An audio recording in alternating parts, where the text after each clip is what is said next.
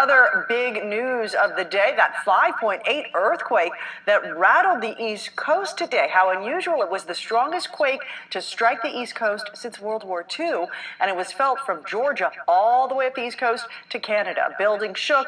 People immediately evacuated, a little confused. Although the earthquake's epicenter was located in Mineral, Virginia, it was felt from Georgia all the way up to Canada. As we said, CBS 4's Natalia Zaya has the latest. The earthquake sent people scrambling all across the East Coast. In D.C., the White House, the Pentagon, and numerous national monuments were evacuated. Many of those monuments are still closed for inspection.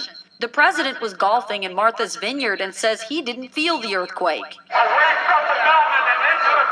No one was killed or reported seriously injured from the quake, but it sent hundreds of thousands of people into the streets, including in New York City, where CBS 4 reporter George Estevez is visiting. I was actually in a high-rise building on the 14th floor, and I felt the floor kind of shake. You look up and you look out the window, and you see the building across the street here in Manhattan shaking. 3 spires on the National Cathedral in Washington, D.C. came crashing down. Buildings and cars in big cities like Baltimore, Maryland saw plenty of damage, and so did those in tiny towns like Mineral, Virginia, the epicenter.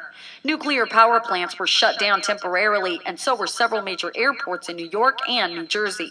Dozens of flights into South Florida airports were delayed. The feeling was very bad. I was sitting in the business lounge, and my coffee was shaking, and my chairs was moving. And the quake even struck while these passengers' flight was taking off from Newark. The plane started kind of like swerving to the right.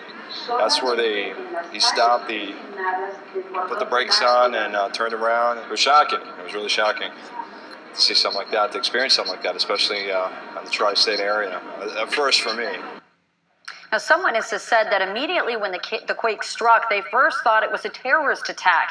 Now, this latest seismic activity may not be over. 2 small aftershocks were recorded, and experts warn more are possible. Natalia Zaya, CBS 4 News at 10.